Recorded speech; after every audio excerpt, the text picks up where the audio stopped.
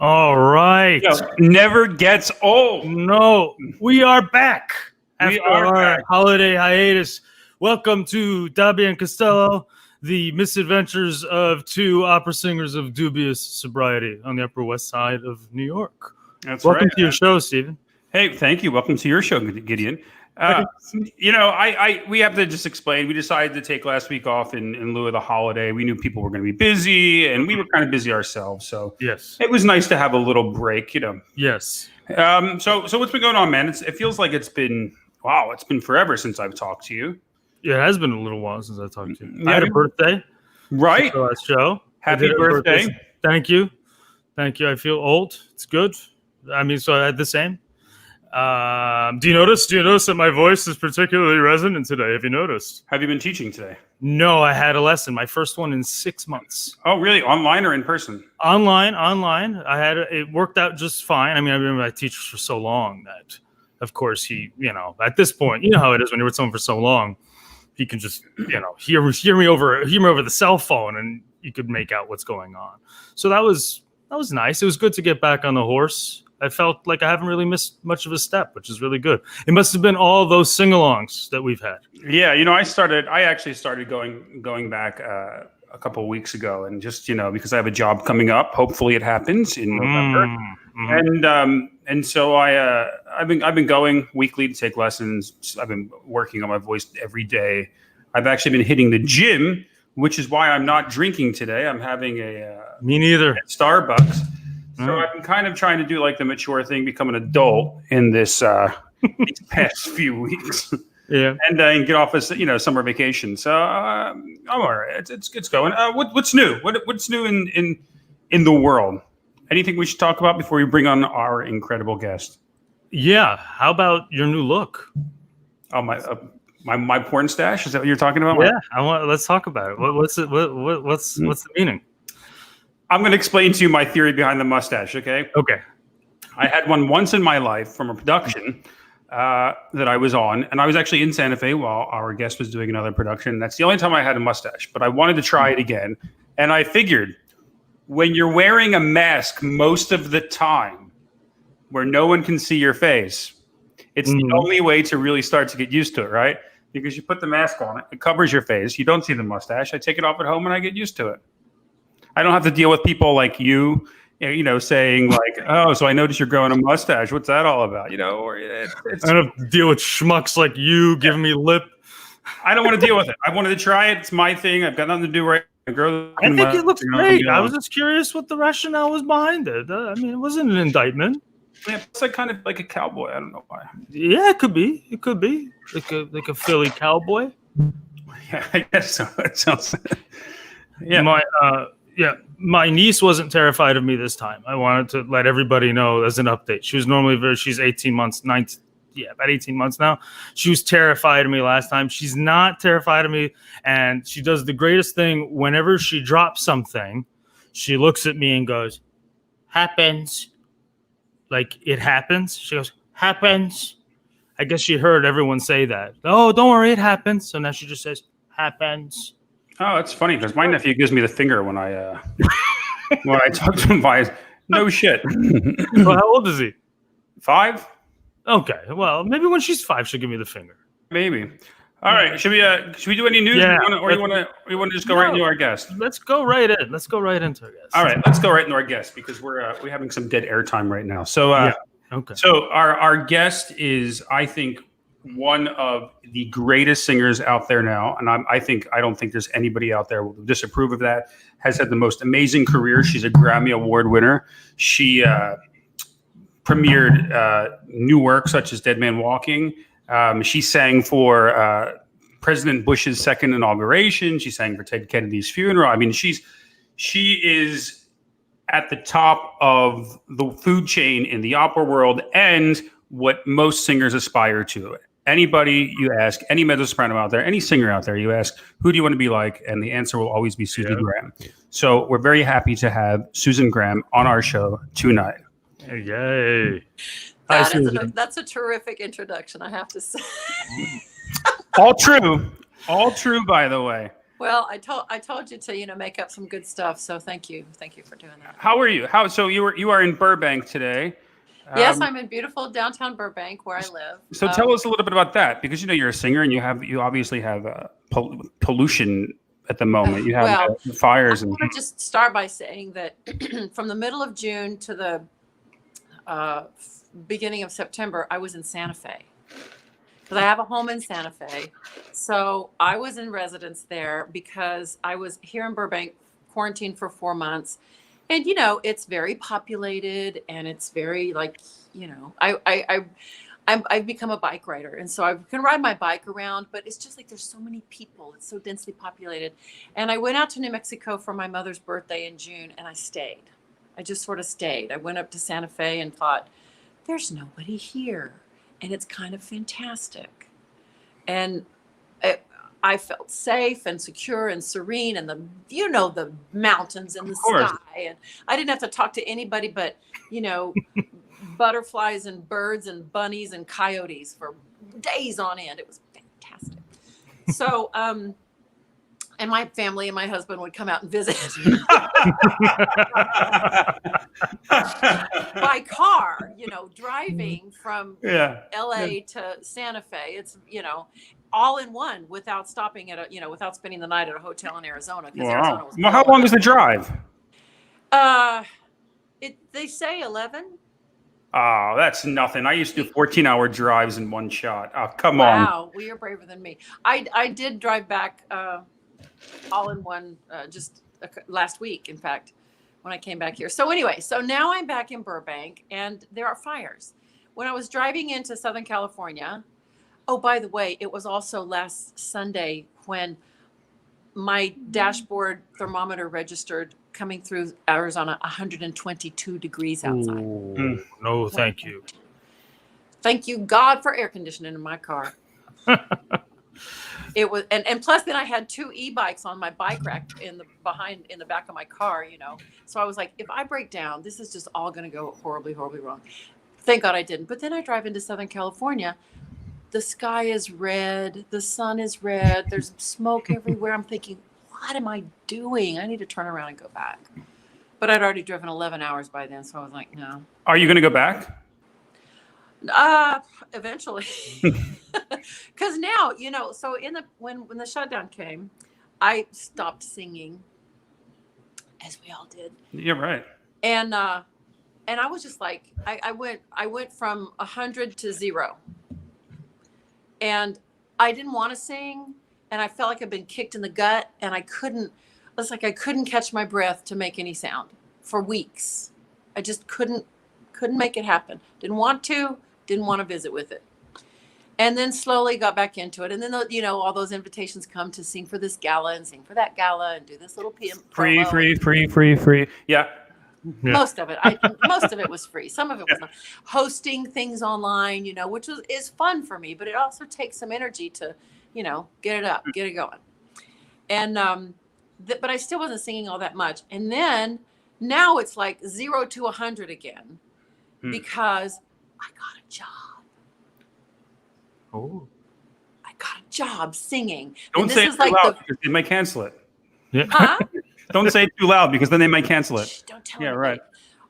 right. Well, the good news is it's not in a theater and it's not for an audience. It's for film. Oh. We're doing, and this is the first time I've talked about it. So this is the breaking splash, right? You get the solo You layout guys for got it. the scoop. Oh, thank you. I will be singing in Jake Heggie's 3 Decembers in Opera San Jose on film, on a soundstage, socially distanced. And I started the first virtual musical rehearsal today. I go up there this weekend and we start staging next week. Now, everybody is masked all the time, except when you're singing. And when you're singing, you have to be 16 feet away from the nearest person. And there are protocols in place and they're constantly sanitizing and they're and because Opera San Jose is near Stanford Medical, they're partnering and they're providing free testing. You get tested once a week. You're always disinfected walking in and out of the rehearsal space. I mean, it's basically hazmat opera. Well, and is this, and when you do it, it's on film. Are you doing it? Will it be live that you're doing it, or is it all pre-recorded? Never pre-recorded. Every take is live on film. Oh, fantastic! So it's like what NBC does with like this, like the sing-along Yes. live opera Yeah. type thing. That's fantastic. So I hope I get it right in the first couple of takes, or else I'm going to be ragged. It's okay, funny. take 7. No. It's funny. It's funny. I did the same thing happened to me. I was in the mid. I went from 100 miles an hour to 0 overnight. I was in Paris when COVID hit. I was singing. I just sang my first performance in Manon, and then I was getting ready for my second performance when they canceled the entire run. And I did the same thing. I stopped singing. I couldn't. It was something about when you were trying to get your voice going, and the thought just kicks into your head. Oh my God, everything's canceled for the next couple months. What am I doing this for? And then emotionally, it starts to bother you. It really starts to get at you. And then recently, I started singing again because I started with a project I was doing for someone that involved recording. Yeah. And I have to tell you, what a rude awakening it is to go back to singing, and especially in a recording session, 2.5 months after not singing at all. You guys did those wonderful, the Met Gala thing, and Renee just did Renee Fleming just did the live recital, one of the first. She did like the first live recital, and I watched it, and I called her afterwards, and I was like, how, after not, none of us is in prime singing 100% shape. I said, but you sounded like you were 20 years younger than you are, and you sounded amazing, floating and coloratura and everything. I said, how in the world did you do that? And she goes, training is really a thing. Yeah, that's what got training me back. Is really, working it back up to speed and getting, it's like training for a track meet. You got to get your legs under you again. Well, that's what got me back in, because and I'm sure you're doing the same thing. You have to find that one thing that brings you back into the enjoyment of it to get it going again. And the one thing for me was, I said, I have time off. Like my next job is until November. I'm supposed to go to Italy and do La Boheme. And I said, what I'm going to use? I'm going to use this time to actually focus on the things that I want to make better and treat it as I'm back in school.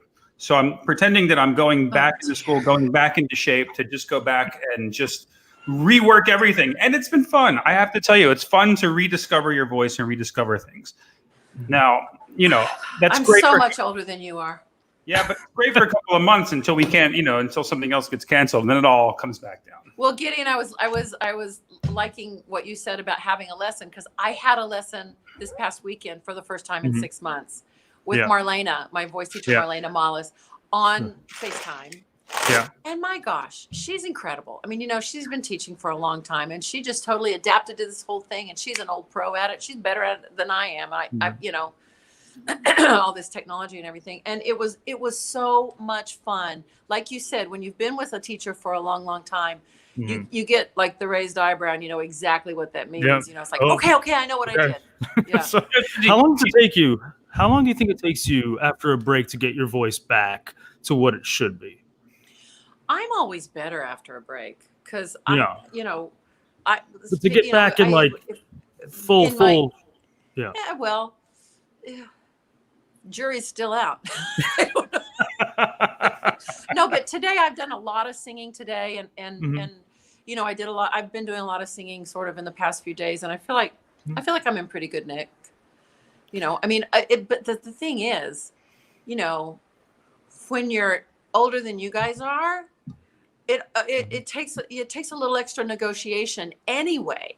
To do the things that used to be so much easier. And then you take a few months off, and you're just like, really? Did I used to have problems with stuff like that, or is that just new?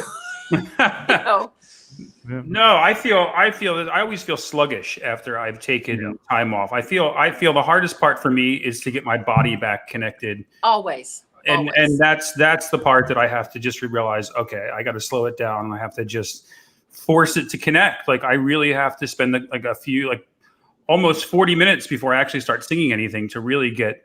Well, in my lesson the other day, Marlena goes, she reminds me of some little sort of muscular thing in the below the breastbone, that little thing that sort of pops out when you go. that little muscle that engages right under your sternum. She reminds me of that. And she goes, okay, you need to keep that engaged, please, while you're singing. And I was like, oh, okay. Right. And it made all the difference in the world. I'm like, okay, I am 60 years old now. I just had a birthday myself. Woo. Oh, happy birthday. Thank you. When is your birthday? What day is your birthday? July 23rd. We've celebrated my birthday together before. Did it suck? You know, my wife had a COVID birthday. Did it suck to have a COVID birthday? No. I had a COVID decade birthday. So yes. I had a huge party planned in Santa Fe back in April at some friend's house who have a beautiful piece of property that they were going to host me at this big party. And then so, you know, in March we just pulled the plug on it. Man. And it was very sad. But I have to tell you, you know my husband. Stephen knows my husband. Of course, I love your husband. I know, I do too. And he's so clever. You know, he's a computer IT technical whiz because it's part of what he's a technical director in his job. So he and a couple of my girlfriends got together and sent out. I'm sorry you didn't get an invitation. You should have sent out invitations to make birthday videos for me.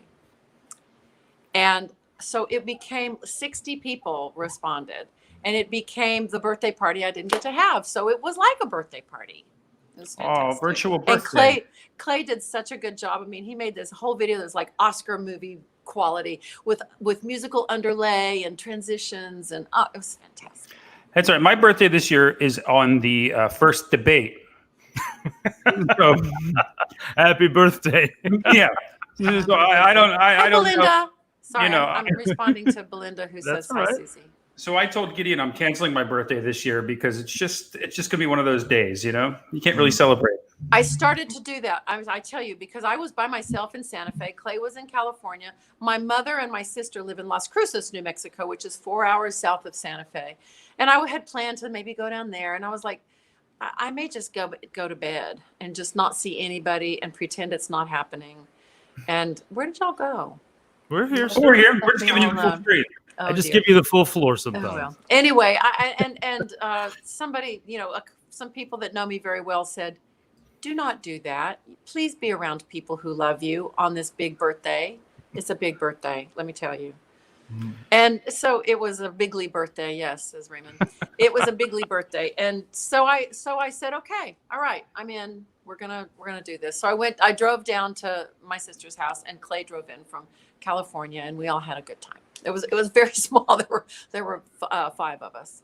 So Susie, you work with the LA Opera, right? You work with the young artists in LA Opera. How is that working? How are they going to work that out this year in lieu of COVID and not really, being considered super spreaders and not being able to be in rooms and singing with what and all that other nonsense? So what is? We'll be virtual. We'll be virtual through this fall and winter. We'll see on January 1st if we can go back into the house. How do they enjoy working virtually? Do you enjoy working virtually? I mean, it's a necessity now. We all have to do it. But I find that it's very frustrating personally. Look, I love being in contact with them and I love seeing with them and I love, seeing them and working with them. But it's frustrating making, you can't, the technology that we had in the spring was just like, it was catch as catch can, we didn't have anything really figured out then. And so, I've got some fantastic sopranos who, whenever they sang above the staff, it cut out. Distortion, And that's the part that, is exciting and that we like to work on, right? And it was really frustrating to not be able to hear them. Plus some of them had, Belinda, we're twins. So one of, they had issues also in the places where they were living, that they weren't allowed to sing after, at certain times, and neighbors would complain in apartment complexes. And it was just like, there are so many hurdles to it. And I miss being in the room because as a teacher, I'm a great cheerleader and I get so excited and I try to give my energy and they give their and it's a total exchange. And I jump up and down and I grab them and I'm monitoring their breathing. And I love sharing the energy in the room. So on this, it just seems so sort of detached and you try to do it and then you talk over each other and then the microphones cut out and it's just frustrating. frustrating. Yeah, that's the hardest part I found about working with people is singing is majorly it's about breathing. It's all about breathing, and that's the one thing you cannot see virtually is somebody breathe at the same time as they're singing. It's very, very frustrating. Because you can see them from here up, but you can't see all this. Right, and then you're asking them to explain how it feels or what they're doing, even though they're doing it wrong. Sometimes you can't, and it's like, well, how do you fix it and show them? And it's so frustrating. But let's get back to 3 Decembers if you don't mind. So 3 Decembers is by our friend Jake Heggie, who is incredible. Yes. And is he there while you're doing all this? Is he on the project? Yeah. Fantastic. San Jose is very close to San Francisco. And is it with an orchestra? Or they use like an orchestra on stage for 3 Decembers, correct? Well, it depends on how it's done. But so far, I learned today that we're with 2 pianos so far. Okay. Will that change, or are they going to be with pianos? I don't know. Because we film in sort of mid-October, so anything could happen. Because we've talked about this a lot on our show with when Michael Fabiano came on, and because he was in the Madrid La Traviata, exactly, and how they had so much success with that. They had 27 performances. Everyone was COVID free. How did they do it? How did they do with orchestra and stuff? Well, he said, I spoke to him actually a couple of days ago, and he said he's now doing another production in Madrid, Ballo, and he said he's had 2 COVID testings a week so far, because I guess they do the rapid testing. Yeah. And he said if you're tested before you walk in the door, you're fever tested before you walk in the door, and so far everyone's and they're in a spike. Spain is in a spike, so everyone's been COVID free. The orchestra's been COVID free, and so is the chorus and the people on stage. And I believe this time they're doing a more. The last time he said they did it, they had squares on the stage. I saw that. Yeah. This time they've taken away the squares. So does that mean that people just have to know their space and always observe distance? I think they're basing it off the results they had last time. If they're because they're pretty well aware of the COVID infection, and they with the testing that they have to go through every couple of days is, I guess, keeping them safe. I don't know. I mean, we'll have to do that too.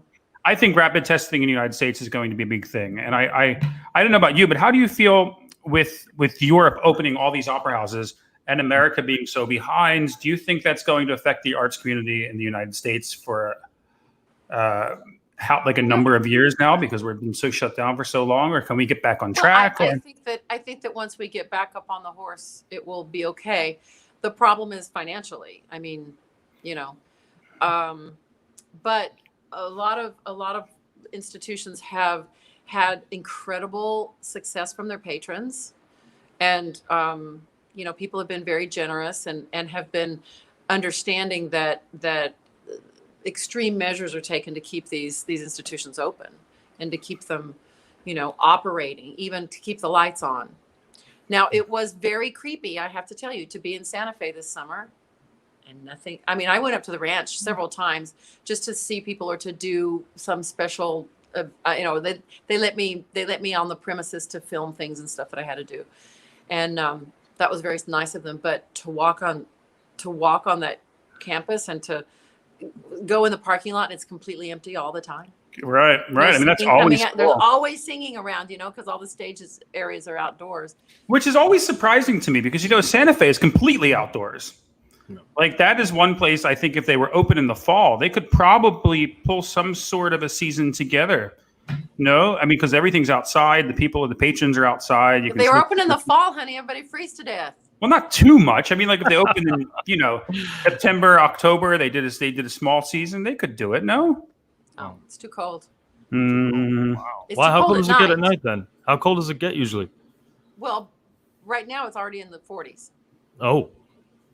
Yeah, when I was there, it wasn't so much about the cold, it was the rain. There was a lot of rain in the evening. That's August. Remember, August is monsoon season. Yeah. We did have a lot of rain this year, too. I remember we were doing Romeo and Juliet. It was, I guess, they did it in 4 acts, but it was the 5th act. And I remember coming in for the tomb scene, and then this big crash of lightning and huge thunder went off. Huge. I mean, you couldn't have timed it any better. It was incredible.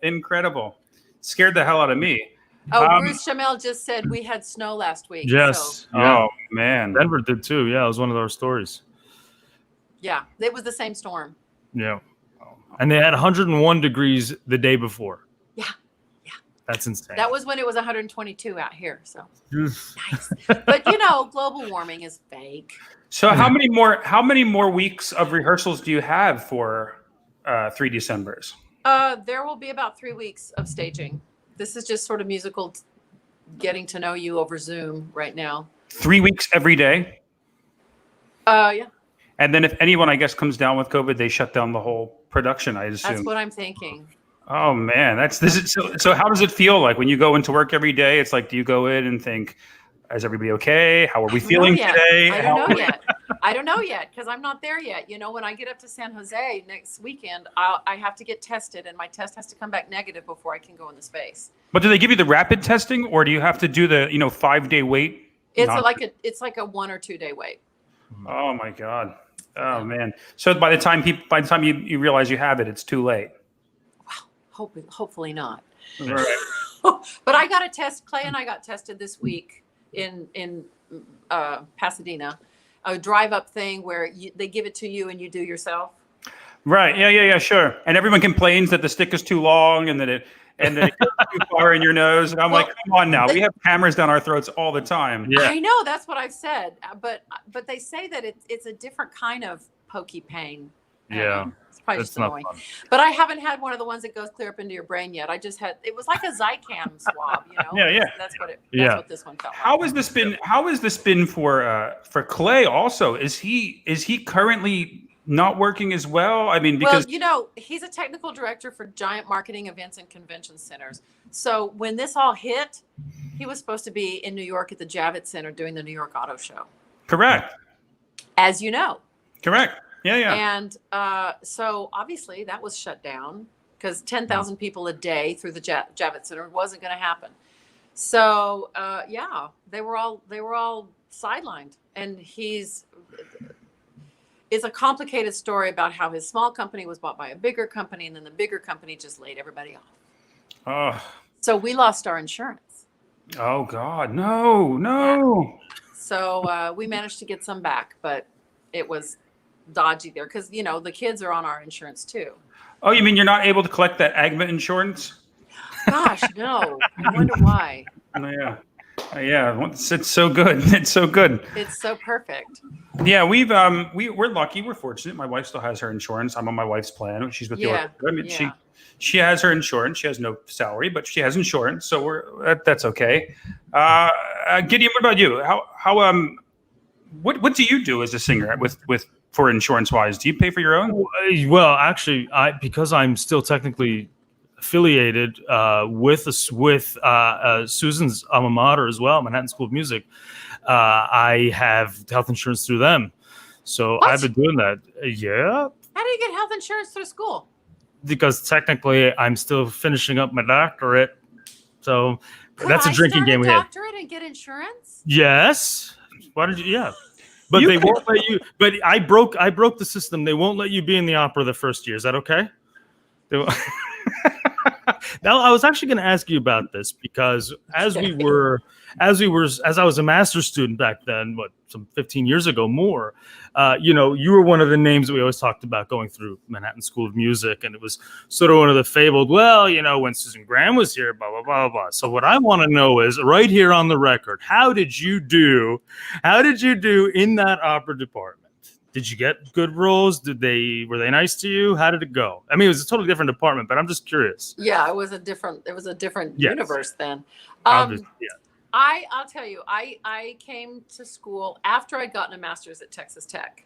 Mm-hmm. And I moved up to New York at 25 and enrolled in an artist diploma program, which is what I was going to get. And I went ahead and got another master's because I was so close anyway, but anyway, so the first year I was there, I was wet behind the ears because I had just come up from Texas and I was sort of not having all the opportunities I wanted to there, but I loved New York because I'd been up to visit on spring break several times. And I decided I needed to be in New York and I needed to be in school in New York. So, I got a scholarship and blah, blah, blah. So I was in the first year I was in, the English Cat. I was, it was like I was, okay. a small role of many small Yeah. roles in the English Cat. Mhm. And then in the spring there was a scenes program in which they programmed the never heard of Massenet opera called Cherubin, Okay. which is a whole opera about Carabino. And it was a scene, and I auditioned for it, and I got cast as Cherubin. Hmm. And I was like, oh, well, that's fun. Then we found out that they were going to do the whole production the next year. Okay. So I worked really hard, and they gave me the lead role in this Oh, American stage premiere. It had never been staged in the States. wow. Okay, And so you did well. So you did very well there. It at worked out MSF. okay. It It worked out okay. Okay, good. So because I remember when we were in school, I was like, well, Dolores Zajic never got a part. That was always what everybody was saying. Dolores Zajic never got a part when she was here, but Susan Graham did okay. And that was, I remember. So now I'm 15 years of disillusionment is now being clarified, and I'm very. I did fine. I was very Great. happy at Manhattan School of Music, and Great. I don't remember much about my theory classes, but I do remember being on stage at the opera, which was fun. And I did good recitals, and Mhm. collaborated with good people. It was all fine. Susie, we have young artists that follow our show, and I don't know why, because we never have anything good to say. They're bored.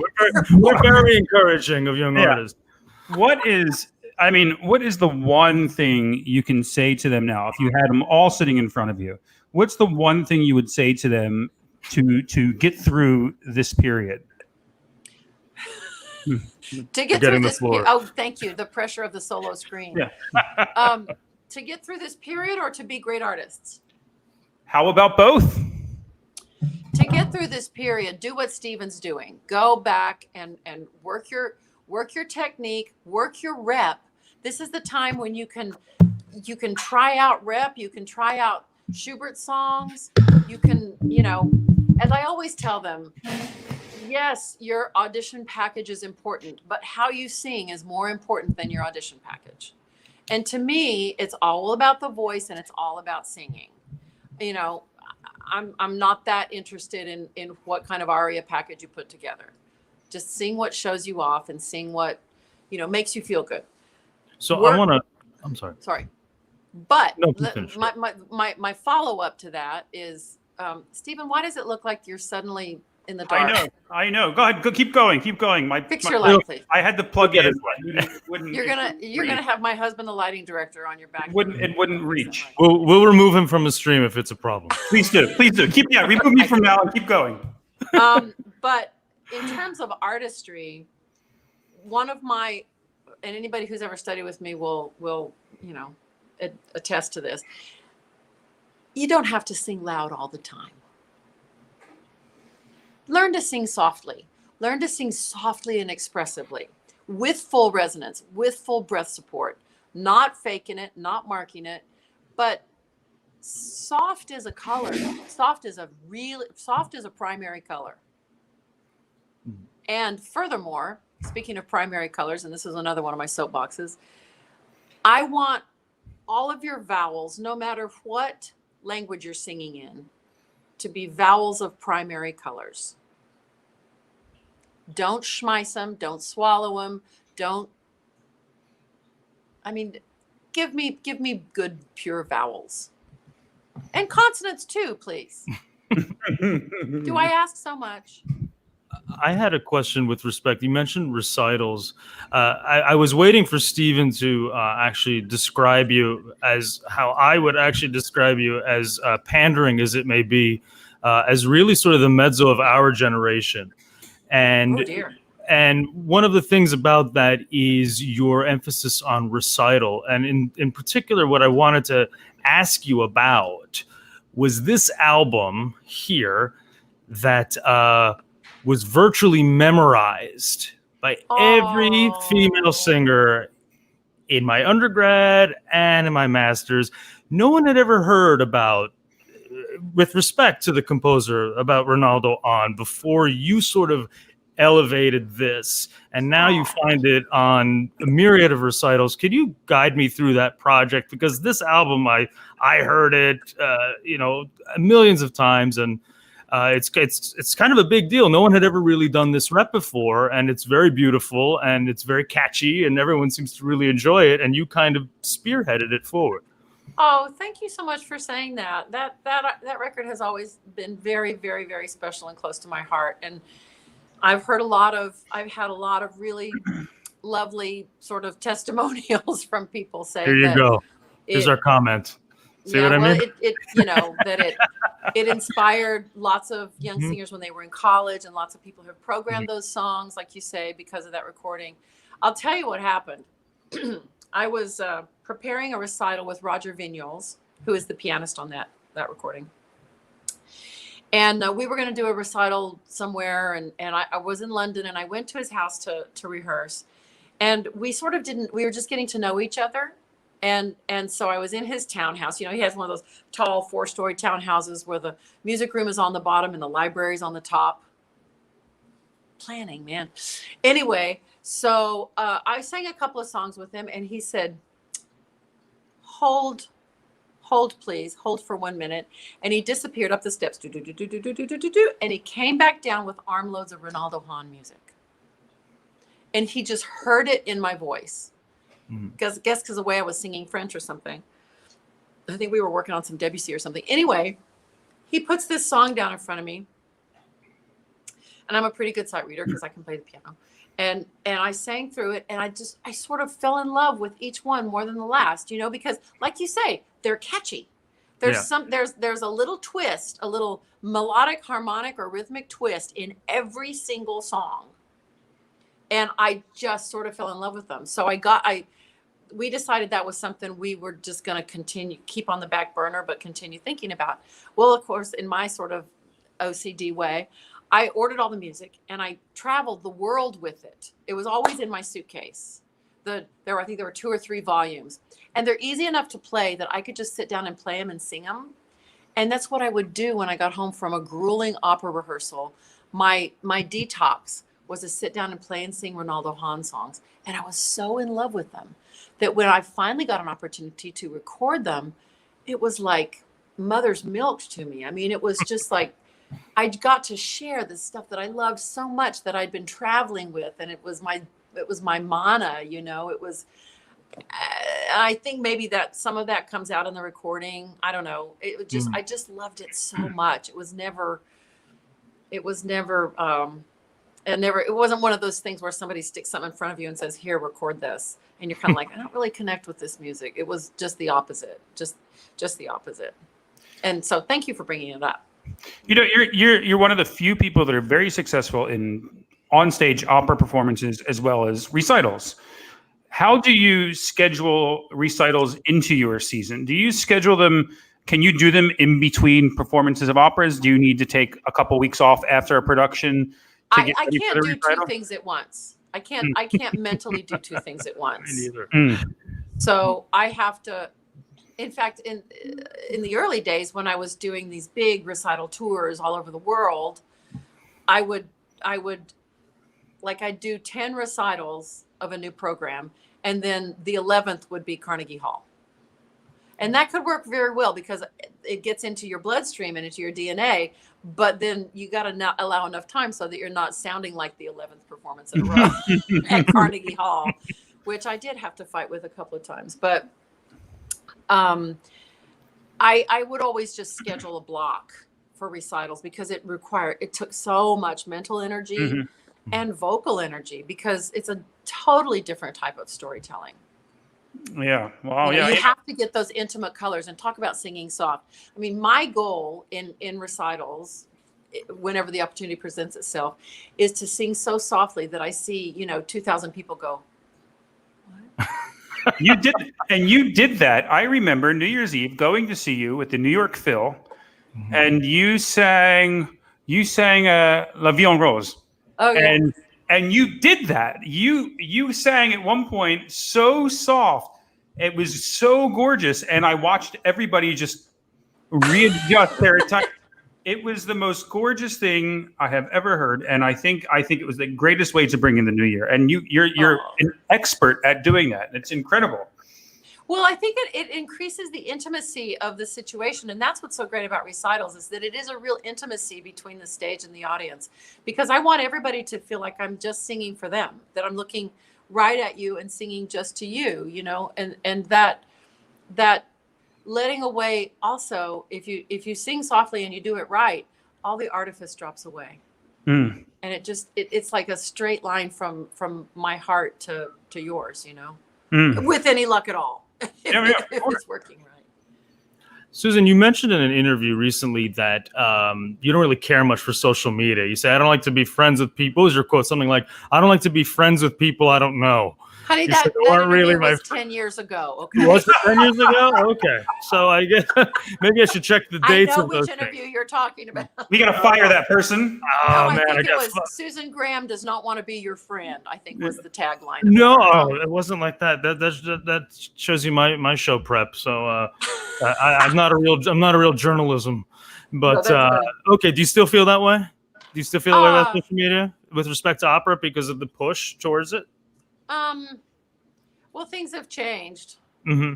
At the beginning, I safeguarded my privacy. I wanted, you know, I felt like I'm a little bit old school. You know, when I was young, I was singing in the footsteps of Marilyn Horne and, you know, Mirella Freeney and people like that who weren't going to invite you into every detail of what they had for breakfast.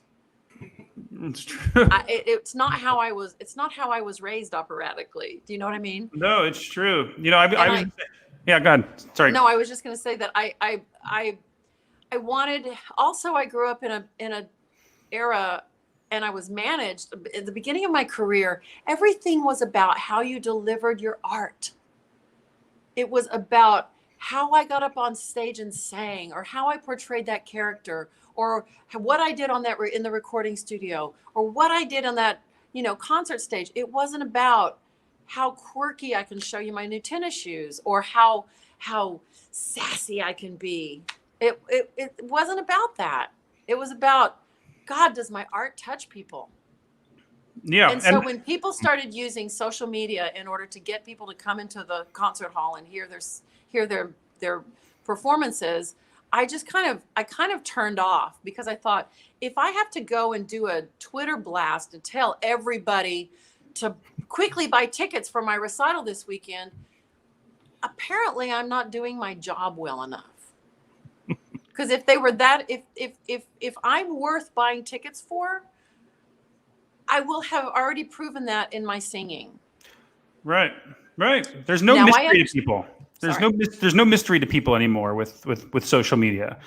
I mean, you know what people are doing every second of the day. You know their routine. You pretty much can go see someone in a concert and realize and know everything they've done leading up to the concert all that day. Because you were following them all that day. Yeah. Right. I don't even talk to my husband on the day of a performance. Do you have any sort of, like, we have a lot of people who are sort of fascinated with the process who watch the show. Do you have any sort of things you would describe as weird or quirky or something in preparation for a show? No, why would I tell you that? No, I'm just kidding. Go to her social media channel. You'll see it. Yeah. Right. I stand on my head and meditate for 2 weeks. No, I don't do that. Right. I anything weird? What do I do that's weird? Or maybe just guide us through the routine. Depends on what the day demands of me. Okay, let's say I'm going to sing a performance of Didon in Les Troyens. Okay. Arguably my Brunhilde. Sleep as late as I can, which means also don't go to bed too early, because if I go to bed too early, then I'll wake up early and I'll be tired by the fifth act. Yeah. So sleep as late as possible. That can be 10 or 11. Have lots of coffee. And I don't stay quiet all day, because I'm a talker. And so maybe I'll make a couple of phone calls just to sort of speak and get a little bit of, juices flowing and energy going, and get the chords a little unsleepy. And then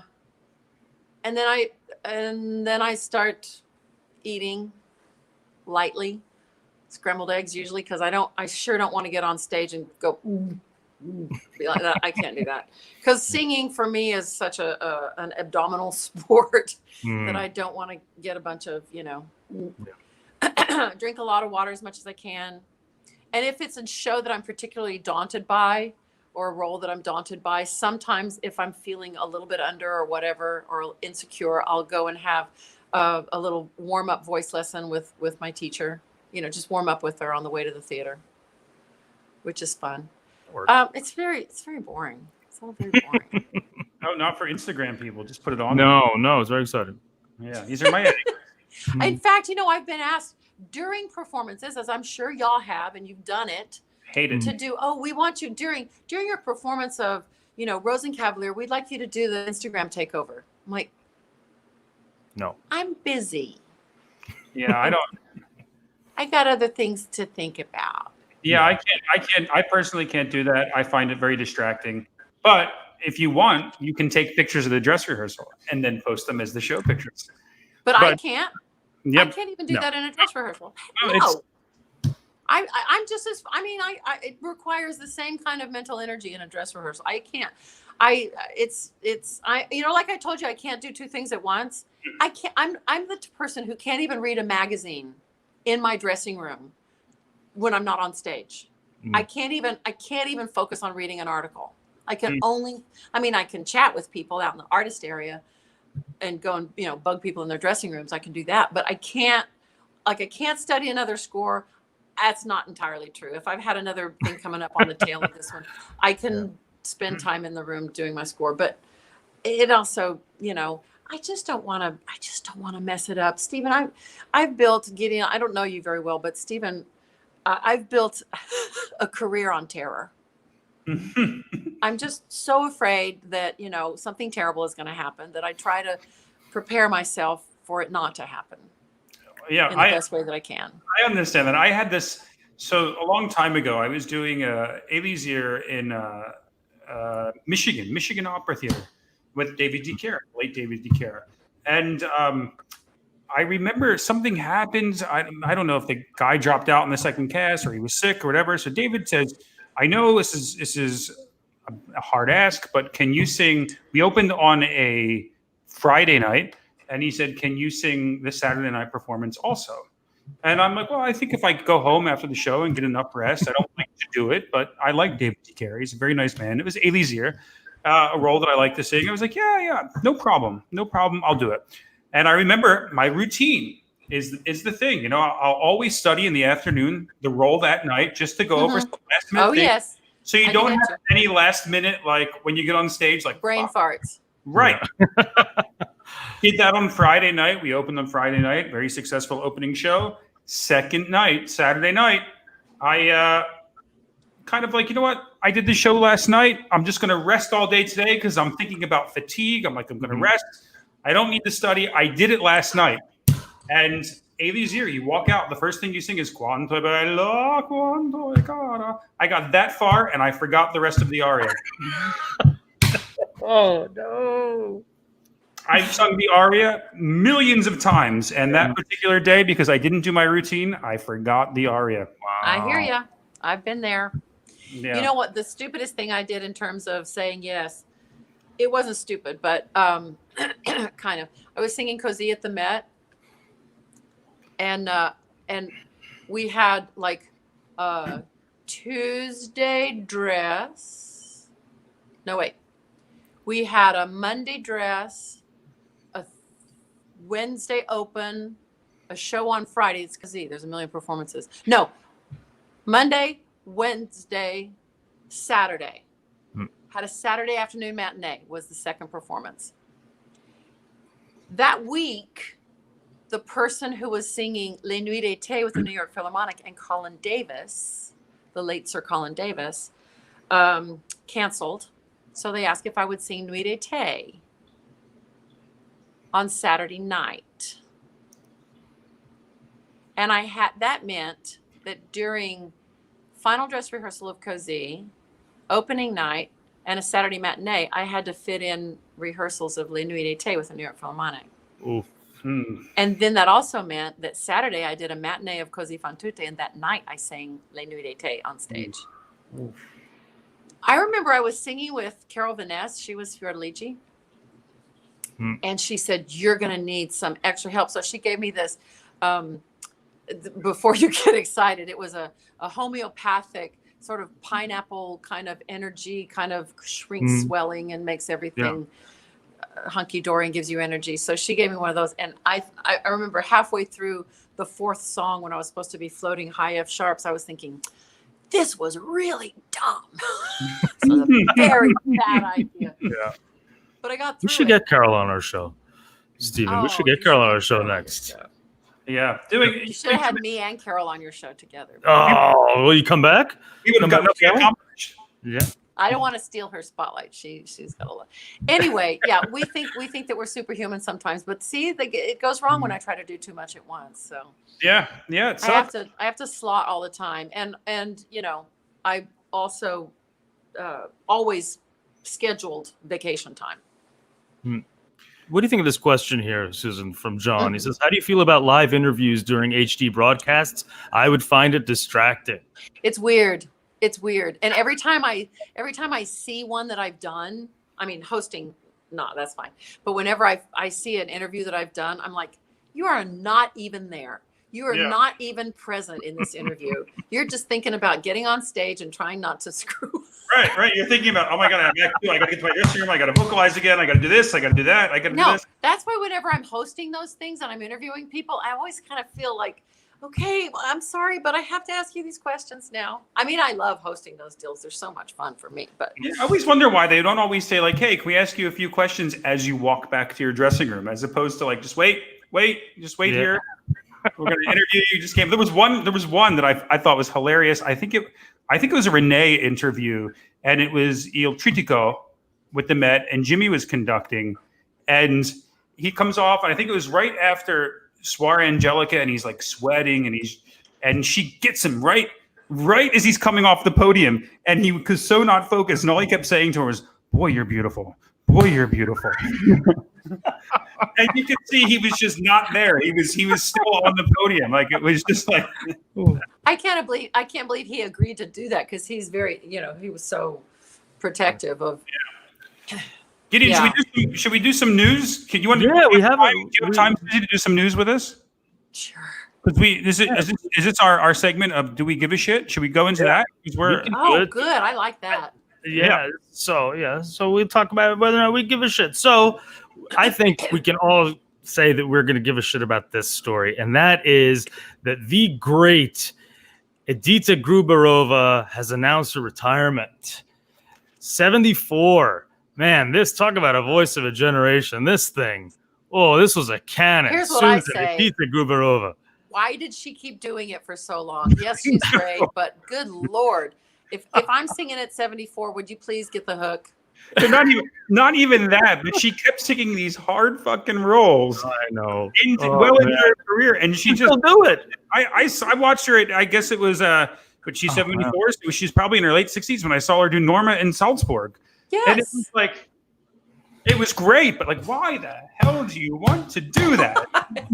I mean, I've had fun sort of practicing retirement these last 6 months. Man, I've had a blast. But it's not even like she had like a mediocre career where she still needs the income, and so she's going to go out there. And she had a huge career. She was a legend. Oh man, good for her though, man. If you get that with wrestling, you get that sometimes with athletes. They just keep going. Like Julio Franco on the Braves, he was like 44, 45 years old. Though, and she has too much to say. She had to, she's a kick. That one. But it's a kick. Yeah. But it's funny. It's funny what she said in the article. Did you read the article? Why she retired? She said that because of COVID, she hasn't been able to sing as much as she needed to keep her voice. Wow. I get it. Going the way, and so gave it up. It's just the opportunity. The door was open and she slipped out of it. Right. Unbelievable. Well, we let's take a second to also, even though we like to have fun and games here, let's wish our buddy Ildar. Ildar Abrazakov did test positive, unfortunately, for COVID during the Bolshoi's Don Carlo. Of course, Anna Netrebko and her husband tested negative there. I think they're in Vienna now, actually doing something. But he seems to be in good spirits. He seems to be doing okay. And we wish him the best. We wish Ildar the best. We wish everyone the best. Yeah, I spoke with Ildar briefly the other day, and he said everything's under control, and he's great. Oh man, that's so he's not suffering too badly. No, I don't think so. He didn't make it seem that way, but you never know with Ildar. He always keeps everything in. No, yeah. Well, we also have more good news. I like good news, and that is that after a long absence, Katharina Wagner is back at head of Bayreuth. She was battling an illness for a long time, a long-term illness. I don't know exactly what. Of course, doesn't matter, she's only 42. Yeah, 42, but she's back at the head of Bayreuth, so we love that. Great. Good. I'm glad to hear that. That's all good news. All right, hold on. My Bayreuth career can continue. Yes, your Bayreuth. Stephen, riff for a second so I get to the next story here. What is the next story? Do you have a Fauci story so you can? I have a few Fauci. You can do your wonderful Fauci impression. I don't know. I'm sensing a little bit of derision in that. I'm sensing a little bit of sarcasm. I think you do a great Fauci impression. I'm not. Just a wonderful Dr. Fauci, to tell you the truth. I think it's a very good imitation. See, a legend likes it. Thank you. But speaking of, do you guys? Is it going to change now that he had vocal surgery? Or do you guys want to hear what he sounds like now? Oh, yeah. Did he have vocal surgery? Yes, he did. He had polyp surgery. Do you want to hear it? Some doctor he is, right? Yeah. So we call this segment Fauci's new voice. Let me see if I can cue up this voice here. Hold on. Actually, who did his surgery? I don't know exactly, but we had been talking about. Yeah, who did his surgery? We probably know him. That's a great question. You want to find out because if he's like the head doctor in the United States, then he's going to the best. We want to know who that is. Yeah. Okay. So here, are we ready to hear his voice? Yeah. Okay. Here we go. So let's get the volume going. Here we go. So we have this stupid music at first. All right. I might say, though, importantly, the best way to get schools open is to decrease the level and rate of infection in your community. So if you're in a red zone, get yourself into a yellow or green zone, and then we wouldn't be having this discussion about whether or not to open the schools. How recently did he have that surgery? He just had it. He just had it. He was missing for a couple weeks. For a little while. What's it? Maybe. Yeah. However, Fauci did manage to get on everyone's shit list this week because he said something. He wasn't so clear about what he meant. Of course, I'm talking about the thing about the theaters. Yes, the thing about the theaters is absolutely right. And let's see if we can get this going here. It wasn't him. It was the article that got everybody. Well, he actually, the New York Times thankfully called, to call him to clarify. And so originally we thought, of course, that he said, no, we couldn't go to theaters at all for a whole year, even after the exam. And so he clarified, he said, if we get a really good vaccine and just about everybody gets vaccinated, you'll have a degree of immunity in the general community that I think you can walk into a theater without a mask, is basically what he said. So thank you, Fauci, for clarifying. My Facebook timeline had a conniption fit over that one. I know. And I kept saying, without a mask. He said, without a mask. We can still, I hope that there's a time when we can wear masks in. I don't know about you. I used to wear a mask all the time when I was on a plane. Like I didn't want to get to the job and get sick and then have to cancel. I want to do that. Yeah. And plus, it keeps people from it used to keep people from talking to you because they thought that you were some sort of freak. And you've worked in Japan. You see people with the whole audience has them. I remember the first time I worked in Korea. The first time I went to an Asian country was Korea. And I went to a rehearsal, and there were people that were wearing masks. And I said, why are they wearing masks indoors? And they go, oh, well, they're the people that don't feel well today, and they don't want to get sick. I think we're going to start picking that up now. I love that if you don't feel well, you wear the mask. I think it's great. I think it's respectful. Don't get me started. Respect is something that is disappearing in droves. Oh, certainly. Oh, yeah, like when you walk into rehearsal and they go, I'm not feeling well today, so I'm not going to sing. And I'm like, well, maybe you shouldn't be here. Maybe you should be at home if you're not feeling well. Because you know what's going to happen? In 2 weeks, when we all go to open, the rest of the cast will not feel well. Been So, there, done that. Susan, do you watch Dancing with the Stars? No. No. Well, do you know who is on this year? I do not. Well, I'll tell you. That's Stephen right. Costello. It's that bitch Carol Baskin. She is come on this year. Carol Baskin. She's of more Tiger desperate for stupid fame now. More desperate. Carol Baskin, of the most hated woman in America, is on Dancing with the Stars this year. Who else? Who else is? Tell me. Oh, who I else. don't know. Does it I have matter? to tell you, I don't give a shit. And Yeah. you know what? I would only give a shit is if she actually on Dancing with the Stars Yeah. admits that she actually fed her husband To the meat grinder? lions.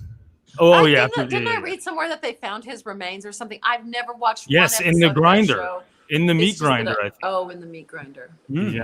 Mhm. Lovely. So nice. Well, that's And how she was able to buy her farm. It's true. You guys know that reality TV is what's gotten us to where we are in this country. Yeah, I agree. Oh, come on. The Kardashians are teach us how to live. What are you talking about? Well, I'm not talking about the Kardashians, although I could. But It teaches values. It teaches so many things. Here, They're all- they're done, you know. how I get They're- through they're reality finishing. shows?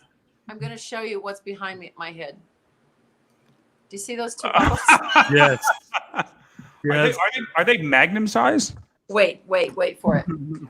Okay, here we go. We're seeing this live now. Oh, they get We're so giving much her the bigger. we're giving her solo layout. Oh, This is like 8 bottles worth of wine. wow. We're And look, two in it's a COVID. really nice Codesternel. It's a Saint Estèphe. It's so freaking heavy. Okay, and this was a wedding gift to us from some friends in Santa Fe. And when do you drink that? Like a Tuesday? COVID. Any We day. should have just stuck straws in it. Just put a little straw. Just keep hitting it up all day. You know. But Stephen, our 4th wedding anniversary is Thursday. Oh, happy anniversary! Thank you. And they said it wouldn't last. No, I don't think they ever Idiots. said that about that. Not about you and Clay. No. I know many people they've said that about, but you were not one of them. So we also have. Oh, I'm Yeah, sorry. please. I was just No. gonna Please say continue. briefly that I'm sure that if Finn and Sydney knew I was talking to you right now, they would send their best greetings. Oh, you should bring them on. They're not here. They're at their mom's house. Oh, they're in Santa Fe now. They took the car. No, they're for y'all. Those of you who don't know, I have twin stepchildren, a boy and a girl. They're 14 and starting 9th grade in high school Oh. online on their computers because wow. they can't go in this semester. But Mm. Stephen, you wouldn't believe it. I'm going to send you some pictures. You will Oh, not. please. And believe do you let them watch Keeping Up with the Kardashians? Just in case. I mean, It's ending. You might want to watch it before it ends. They could not be less interested. And besides, their father would put like a lock on the television. Can you imagine him? Every time I mention their names, the Kardashians, Clay just goes, oh. He has no time and space for that kind of stuff. Well, speaking of reality television, did you know that the controversial social media platform TikTok hates ugly people? That's right. They are encouraging their moderators to suppress posts by people they don't think are quite attractive enough. oh, you mean a social media platform that's all about superficial people? Yep. Yep. Why am I Contributing not? to the downfall of society, Susan? Yes. Yes. Yes, it is. Yeah, TikTok. I pretty mean, good. you know, we've touched on my relationship with social media. Yes, from 9 years ago. There's too much. It's just too much. It's too much. It's Yeah. too much. Why are people so okay? This is a generic question, and this is gonna go. They're gonna go, okay, boomer. But why are people so desperately in need to open up their lives and every day. Why do they think people care about the mundanities of life? Why? Just live your freaking life. I know. I know if you don't take pictures, it didn't happen, and I'm a little that way myself. But I went. Take a vacation. Take a vacation from it. Just be in the moment, and don't feel like you are obligated to share every thought that passes through your brain, or everything that you see out of your eyes has to be broadcast and shared with all of your validating adorers. Yeah. So you mean I shouldn't when I get off this show, I shouldn't tweet about the bowel movement that I had today? Only if you have pictures or it didn't happen. That's true. There you go. Well, Thank you, Stephen White. Do you see what Stephen White said? Preach, Susie. that's right. So there you go. So we were talking about social distancing in your Heggy production. Well, no mask. There's only no 3 refund. characters. Well, There are only 3 no characters. mask, no refund. Northeastern has expelled students in the dorm. They were caught not socially distancing. They were kicked out. No refunds. $36,000 flushed down the toilet. Is this That'll absurd? teach 'em. I'm sorry? Yeah, That'll I'll teach 'em. say. A little bit. Follow the you know? freaking rules, and you won't get. $36K for that. Yeah, I'm sure their parents are letting them have it. Their Though. parents are very happy about that. They're so proud. You know, I don't look. I understand. Like, look, in college, there's the thing. You know, everyone acts out in college. They want to have parties. They want to do this. But you know what? You're there for 4 years. Come on, you're gonna have time. Just let this go by, and we'll. There's a thing on the national news, a video that ran of this girl in a little kind of bikini top, and she had a red party cup in her hand, and she was from Texas Tech. Oh, this the COVID girl? Yes, COVID girl. Is that Go real? Tech. Yeah. She's at the party drinking, saying that she has COVID, and I've got COVID. Oh. Everybody's got COVID. I'm just gonna be at this party because I don't care. yeah. Until the police show up at her door and arrest her, because isn't that a crime now to knowingly have COVID and be spreading it to people? Probably not in Lubbock. Maybe it should be. Oh, it is. Didn't somebody get arrested for spitting on someone? I mean, obviously, like coughing on someone in the store because knowing that she had COVID. The Costco cougher. Right. Yeah. Well, I mean, it's illegal to spit on somebody anyway, but I would think that doesn't especially go with over well, COVID. even in the best of times. No, Yeah. man. So we were talking about what we did over during our COVID break, so to speak, right? Do I get to talk about what I did? Oh, please. Oh, please. I learned to play the accordion. Can we hear? Wait, do you have it? Can you give us a Can we concert? hear? Oh God, No? you don't want me to play it. Oh, yeah, we do. Once you've said that, we We do. definitely do. We do. Okay. This is a very spontaneous show, Stephen. This is a very good show. I've been asking for an accordion for years for Christmas and birthdays, and the only time I finally got one from my husband is when he was 800 miles away in California and I was in Santa Fe. You're going to Santa Fe? Here's an accordion. I got an accordion. Okay. It's ridiculous. Well, Wait till you see it. That looks like a whole professional job you got going on there. my mother tried to learn the accordion when she was a little kid. She said she was not strong enough to open and close it. It's a beast. Yes. Oh, you see now Clay's gonna come out and he's gonna go, "What are you doing?" Oh my God, I love Before you do this, what is your rate for playing the accordion? Because we have to see if our low budget show can afford it. You Yeah, can't afford me. we need that sponsor. We need that bourbon sponsor, Stephen. just Isn't Mute the this sound. crazy? Yeah. I need to have bourbon sponsor right now while I'm Oh. doing this. This is so dumb. This What's is how your much I bourbon? love you. Okay. Oh, that's Here we go. intense. Oh, that's I mean, okay, that's it. Solo layout. Lay it on us. Oops. Susan Graham. what can you play? It's Yeah. so hard. I was working on La Vienne Rose. It's not really ready for public consumption Okay. yet, but Clay's going to come from the back of the house. He's going to go, "No, you are not." Here we go. Let's see.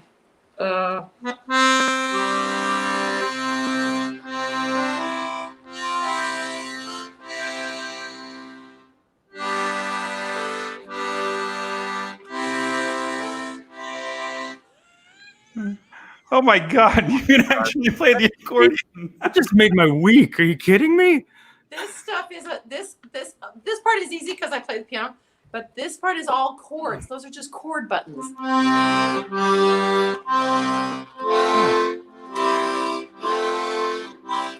Can you play a polka? Tell what? Huh? Can you play a polka? I don't know. Yeah, maybe something like. Yeah. I can't find. I gotta find the C key.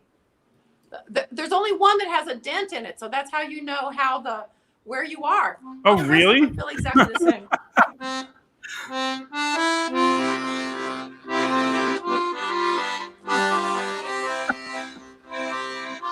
I'm gonna just sit back.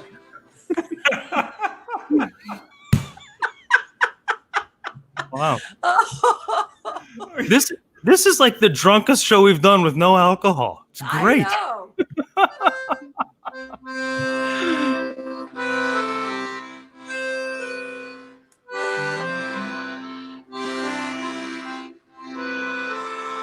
I can't. That's as far as I can get on. Fantastic. Do you want to be our show band? Yeah. Oh my God, it's a great idea. That's a great Let me speak idea. to my manager. Okay. Please. I hear you have some free time, so Yes. I don't. After your I told movie. you, I went from zero. I don't have the time. I cannot work it into my schedule. I guess we're gonna have to find another mezzo soprano accordion player. Jesus. That's right. Yeah, they're a dime a dozen these days, I heard. So And I started painting. I got into watercolor during my COVID vacation. wow. Wow. So that was fun. In Santa Fe, there's all kinds of creative energy out there. And so I was just, somebody gave my mother a watercolor set for her 92nd birthday. She doesn't really negotiate a paintbrush real easily. Mm-hmm. So my sister and I sort of started playing with it one day, and I really liked it. And so I, got myself a whole, in my OCD way, I got all the paints and I got all the brushes and I got all the instruction books and videos and YouTube. And so there you go. Wow. You did. I do have to show you one funny thing though. Oh, She's done more than anybody during. oh my God. I can't believe I So- even bothered prepping for the show. She's a one-man army here.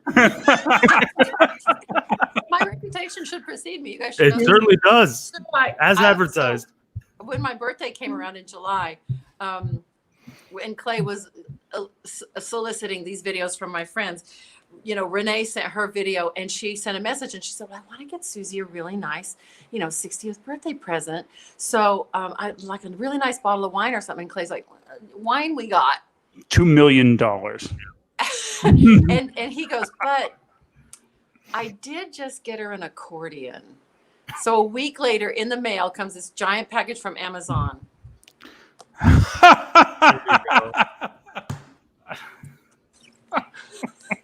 So what I'm going to work up to is, Renee and her jazz. Oh boy. I'm going to work up to playing, let's see, Fly Me to the Moon on the accordion, and I'm going to accompany Renee Fleming. Or Autumn Leaves is good. Oh, it'll be so good. I would pay to see that. I would pay. That would be a great show. Jazz standards. There you go. That's what when we go back into the theater and we're all able to have like a normal season, you should open Carnegie Hall on I the think accordion. that's a good idea. And on the programs, I can put my watercolors. There you go.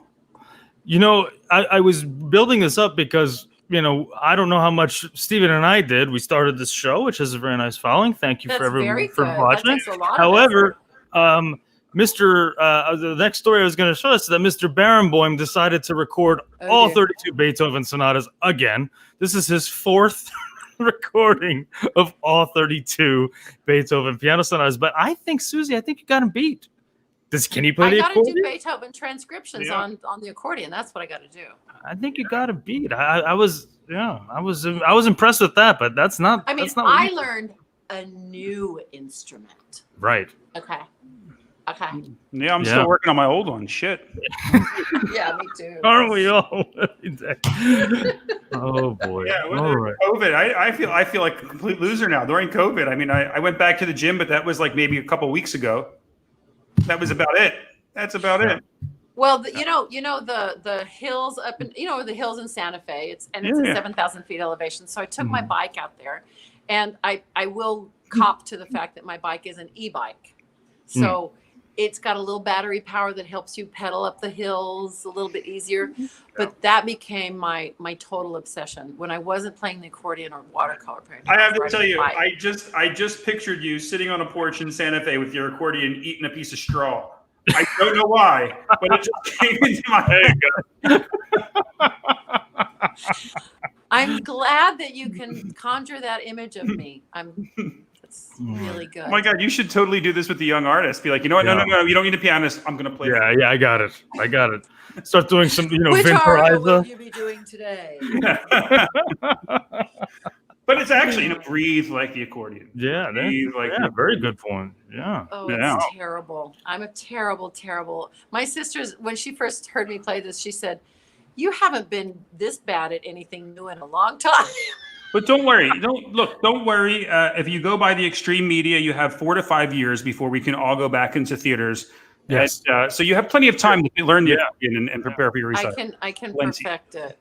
I'm taking it to San Jose with me in my car because I'm driving up there. So why not? I think, you know what I think? When Jake arrives, hopefully he's not watching the show, but when he arrives, you say, "Jake, I was thinking of the character and I really like to add this. We're having 2 pianos anyway. I can make up for the difference, but I think she should have an accordion."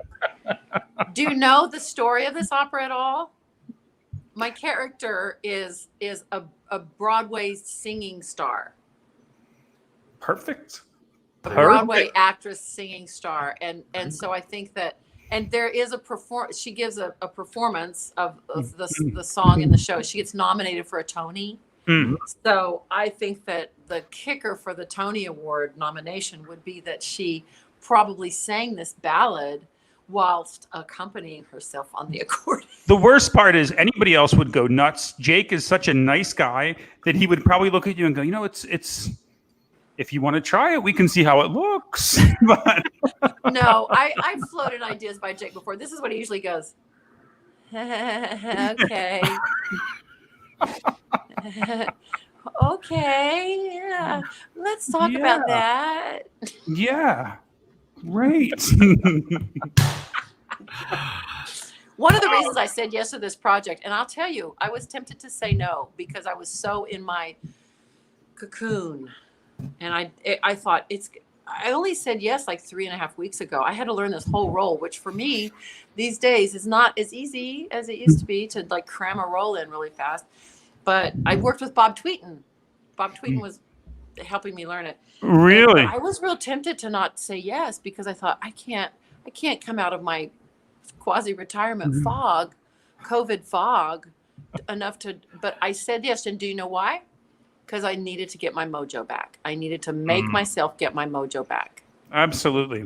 And so I said yes to force myself back into shape. Clay and I were talking about this early on, that part of the reason that people don't feel like working and training and singing and stuff in the beginning was because we are programmed to learn something with a goal in mind. Mm-hmm. I got to do this recital at, Musikverein, or I've got to do this opera at the Met, or I've got to make this recording. There's always a reason, something you're working toward. And without something to work toward, you just feel like a deflated balloon. Absolutely. It's funny though, we were talking about taking time off. I once read an article about David Phelps, who at the prime of his career said if Michael Phelps, sorry, not David Phelps, David Phelps and Michael Phelps, he said at the prime of his swimming career, if he took 1 week off of swimming, it took him 3 weeks to get back to where he was before he took the week off. Yikes. I am not that person. No. I feel like I'm that person. I would say, 3 months maybe. 4 Yeah, but did you go the entire COVID without singing a note, or did you No, because I was teaching. I was teaching through June. Right. So I went March and April and May. I was still teaching, right. and I always sing. There's always some reason to sing, mainly because I have to figure out what I'm doing in order to demonstrate or to illustrate and describe what, especially with my female students. Yeah. But no, I was singing. I just wasn't enjoying it. Oh, I wasn't. What got me back into music at all, though, was sitting at the piano. Oh, wow. And playing like Debussy. It just gently got me back into a creative kind of juice. Wow. Well, Wow. You can put on your own concert, but I don't want to keep you too long because we've had you now for an hour and a half, and I'm sure your family misses you. good gracious. Time flies when you're having fun. Thank you guys so much. This is really fun. Thank you. Yeah. You know what? When you can text me and let me know when the date of 3 Decembers and when it's going to air, and we will publicize it every week leading up to the show for you. We're filming in October, and it will air in November. And we'll stream it in November. Fantastic. I think it's going to be really good. I want to give a shout out to Opera San Jose for really trying to, get back on their feet and get content out there. And my two colleagues who play my son and daughter in this piece are Ephraim Solis and Maya Karani, and they're in the San Jose Opera Residency Program. And it's a group of young artists. And I think they're basically all quarantining together. They're like a pod. And so I think you have to actually sign stuff that says you're not going to go out to restaurants and act like a fool. Sounds like the NBA. Yeah. It is. Yeah. It is. Yeah. We gotta do what we gotta do to keep the music going, baby. Absolutely. I said early on, I wouldn't be surprised if you see, when things start to reopen in the United States, you see more than one person doing more than one production in a certain company because of the quarantine issues and having to stay there the entire time, which isn't a bad thing. Isn't a bad thing at all. Oh, no. I mean, and a lot of companies are looking to cast locally because of look at what Atlanta's doing. Yeah. Yeah. Unfortunately, I live in New York and everything locally is closed. yeah, screwed. But, you Yeah. could always move. I'm sure that your wife would love that too. It's on the back of our minds, and we'll talk about that in another show. Please. Can I see your puppy? Oh, yes. Uh-oh. Oh, boy. Yeah. She's probably listening. I don't know where. Hold on. Hi, Ian. Bring in the puppy. Bring in the puppy. He texts his wife in the other room. Bring in the puppy. I need My to see puppy I need some puppy love. My puppy's right over there at 95 pounds. Can you guess Can you guess her name? God. Where's the camera? There it is. There she is. Oh my God. Oh, You want to come say hello? Say hi to Susie. This is Coco Chanel. She is 10 and a half weeks now. Oh. And she's Havanese, did you say? She's a Shorkie. A Shorkie. Yeah, and she loves to bite. Shih Tzu New Yorkie, yes. She loves to bite. She loves to wait till you're there and pounce on your feet. Where does she sleep? She actually, I have to come on. You can come in and say hello. She just say, oh no, she's fixing her hair. She, please, I didn't fix mine. My wife did a lot of research because I told you about all of our puppy drama we've had in the past. In the past few months, and my wife's done a lot of research on training dogs and getting them ready, and she found this thing called the puppy apartment, and it's basically just a cage that's sectioned off with a little doorway, so it can sections off the bathroom area and sections off the bedroom area. And she came mostly at 8 weeks, mostly potty trained, and she actually sleeps through the night in her little puppy pen. Does she use piddle pads? She does. Because you live in a New York apartment and you can't just let her out the door. I know. No, and we can't. I had 18 years of that. And we can't do. We had a situation with a previous puppy that passed away this summer that had parvovirus, and we've been paranoid about taking her outside until she's fully vaccinated. Because when you're a puppy, you shouldn't do that. That's right. Absolutely. When you're a puppy, you have 8 weeks, you get the first set of vaccinations. 2 weeks later, the second set, which she just had this past weekend. And then 2 weeks later, she'll have the final set, which is rabies and everything like that. And that's when she can go outside. That's when she can start to go outside to the bathroom, and she can walk outside. Yeah, but she's too little yet. She's too little. No, absolutely. But she does go on the puppy pad a lot, except when because she is a puppy and they pee often. Yeah. But it's only about the size of a dime. And I know it's a tablespoonful, but put put piddle pads around other places in the apartment? Oh, we do. It's just Okay. sometimes like she's so small, she gets that look on her face like I'm not going to make it, and it's not. I mean, it's just. But she doesn't. She doesn't number 2 on the floor. She does it on the pad all the time. So that's good. That's good. That's great. And she and literally she lays in the cage on my wife's side of the bed, and once does she make noise? Does she meow meow meow at night? Once she goes to bed, she sleeps through the night, and she only wakes up in the very early morning, and then she comes to bed with us in the early morning, and she'll sleep the rest of the time in bed. In her bed. In her bed. No, in our bed. For like between like 8 to 10, she'll sleep in our bed, and then 8 and 10 in the morning. Yeah. Okay, good. Great. This is an ongoing discussion with my husband. You need one. You need a Coco Chanel. I'm working on it. Believe me, I'm working on it. I'm working very hard behind the scenes. Shh, don't tell him. He's not listening. Well, look, you're working. I'm not. Make me an offer, and maybe we can. There you go. No, I want a red toy poodle. So, because I had Libby, my little black toy poodle, for 18 years. Everybody in the business who's older than y'all remembers her. She was the mascot of my generation. Oh, see, look, Steve White remembers Libby and Sammy. No, I think Sammy was acquired because of Libby, Steve White. We had our Pebbles. Did you meet Pebbles? Our Cocker Spaniel Pebbles. We had Pebbles, and he passed away also this summer. He was 15 years old, 8 months, and he was like the same thing. He would go around with me to the opera house, and then Nuria in Madrid. Have you worked in Madrid? Yes. Yeah. Nuria. So Nuria would. She adopted him. She loved Pebbles. It was her boyfriend. She would sneak into my dressing room when I was on stage without me knowing and play with Pebbles. Absolutely. And so, like one day, I said, Nuria, if you want to go in, just say. He goes, oh no, I just wait till you go on stage, and then I go in and I sit in your room the entire time and play with Pebbles. And oh, great! Dogs are amazing, and they're amazing in this profession. Yeah, absolutely. You need a companion. One day I'll bring Bruce to one of my gigs, a 95-pound monster. What kind is Bruce? He's a golden retriever. Yes, he's a person. He's basically a person, and so so if any of your, if any of your, Flicka used to say that my dog Libby was a golden retriever trapped in. Oh no, we lost Susan. No. Oh no, we lost her. We lost Susan. She'll be back. She was nervous about that. I was gonna do a story about a dog. That's funny. That was the next story that I was gonna do a story about a dog. Oh really? But, okay.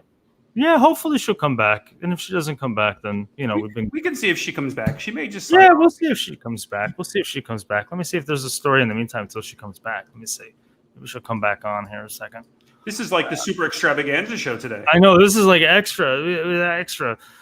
We have we still have a bonus. Well, we should talk about this, Stephen, while she's gone, just really quickly, that we're very happy, even though it's sad, we're very happy that Broadway is going to pay tribute to our friend Nick Cordero, who passed away. Fantastic. And so we're very happy about that. They're honoring him and honoring him on his birthday. And we now got her back. iPad died. Sorry. That's okay. Rookie mistake, man. Welcome to the high-tech world. Yeah. Excellent. Anyway, yes. We're talking about dogs, but there we are. Yes. Excellent. All right, so let's call it a day, guys. Yes, Susie, we'd love to have you back. Maybe when you come back when we right before your 3 Decembers opens, and that'd be fun. And talk to us about the process, and maybe I'll have lots of stories for you. And maybe we can get Jake to come on at the same time. Wouldn't that be fun? That would be a lot of fun. That'd be awesome. Okay, cool. All right, guys. Vivian, thank you so much. Stephen, thank you so much. This was really fun. Thank you. You're so generous pleasure. for your time. It's great to see you. You never change. You taught me into playing the dang accordion. We want you to practice and be ready for the next time. Yeah, that's right. Okay, pressure's on. Yes, it is. All right. So thank you, Susan. Thank you, Stephen. And we'll be back next week. Same time,